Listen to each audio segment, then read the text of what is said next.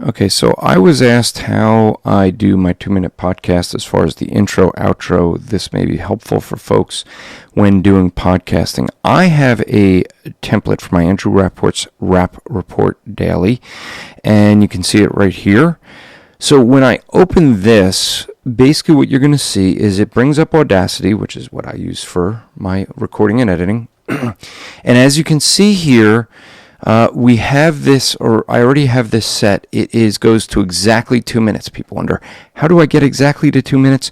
Well, because I already start with it already set in place. Now, I want you to notice that this here, if I just play this, okay, that's where the music is. I mute this to start. So when I come in, I already have my marker right at the spot where the music is fading out. And I will record from that spot. Well, I'll try to get as close as I can to here. I don't always get perfectly, but you're going to get to see how well I do this time. So the point being is when I come in, I'm going to do Shift R when I record. Why? Because when you go to record with this, let's see, I forget where the button is for the record.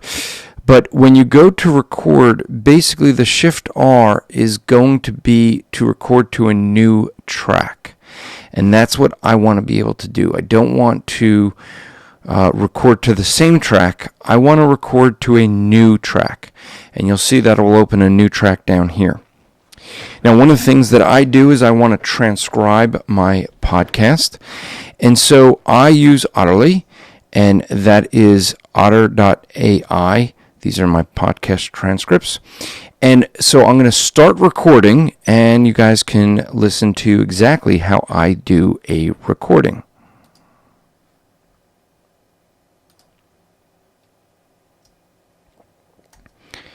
So today's challenge that we have is the question, if God is omnipresent, will he be in hell forever? Now let's first start with what omnipresent means.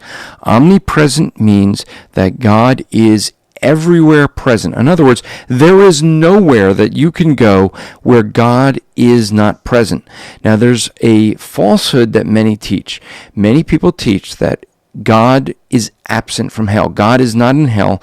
And when people go to hell, they will spend eternity without God's presence because God cannot be in the presence of sin.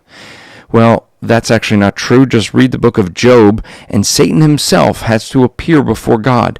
Clearly, God can be in the presence of sin. God being omnipresent means he's even here on earth. And yes, there's sinners here too. Don't let the unbelievers know because, well, they think the only hypocrites are in the church. Well, right, that's right. The church is filled with people that believe that they're sinners saved by grace. So when they sin, yeah, okay. It's when the unbelievers sin, when they say they're good. But that aside, what you end up seeing is what we see in hell is not the absence of God's presence, but the absence of a relationship with God. God will be in hell.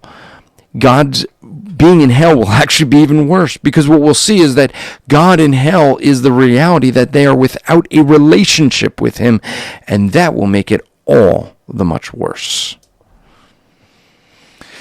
I did pretty good there. Let me stop this.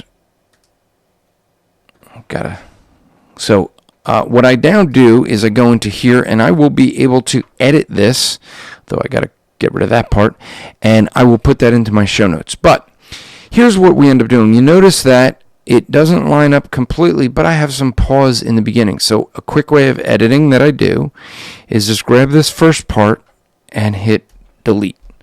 The delete button will delete that. It's gone. But now it doesn't line up so well over here. What you can do is take this time shift tool, click on this button up here, and that allows you to shift this over. Now, if you are not trying to do a podcast that's exactly 2 minutes like I do, and by the way, if folks want to know the secret, I have all this room to go over, and I can still line it up. If I have trouble, I have things like right here. This is probably me breathing. Yep, I could have just gotten rid of that. So I have the room all here that I can edit if I need to shift this.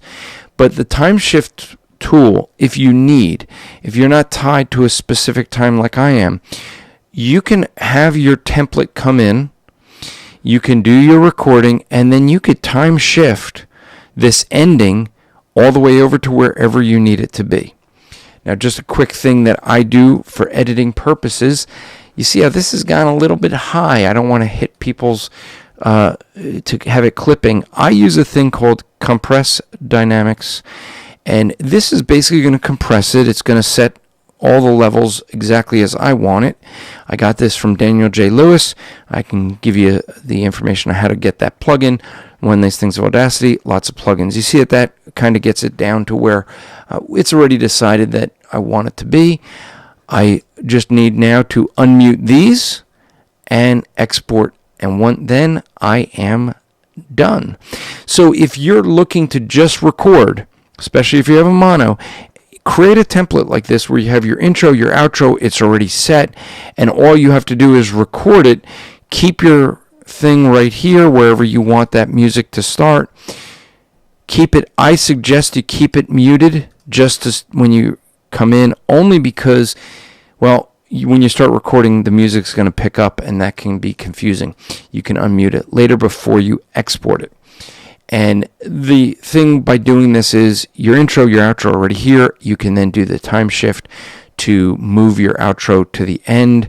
And the nice thing about it, if you do the time shift, you'll see, if you want it to line up perfectly, see that yellow line that shows up.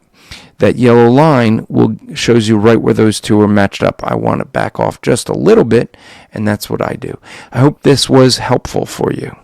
If you are looking to do just some basic podcasting and you have an intro and outro and you just need to basically just record and you want the outro at the end, this is a helpful way to do it. I hope this is something that you find valuable. For those who are Christian podcasters, check out the Christian podcast community, and maybe you could get more training like this as well. Thank you very much.